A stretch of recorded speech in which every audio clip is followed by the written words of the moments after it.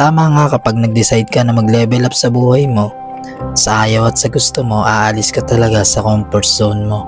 Yung mga bagay na hindi mo ginagawa dati, kailangan mo nang gawin ngayon.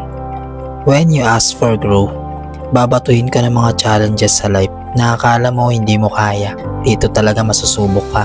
Life will stretch everything to you. Your finances, expenses, lifestyle, mindset mo.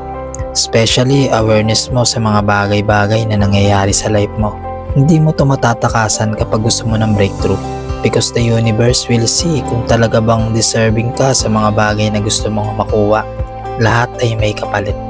If you ask for success, when you should invest time, effort, passion, and persistence sa ginagawa mo. Kaya kung napanood mo to, accept the challenges na binibigay sa'yo. Embrace it. Naniniwala ako na kapag nalampasan mo yan, worth it lahat ng pagod mo.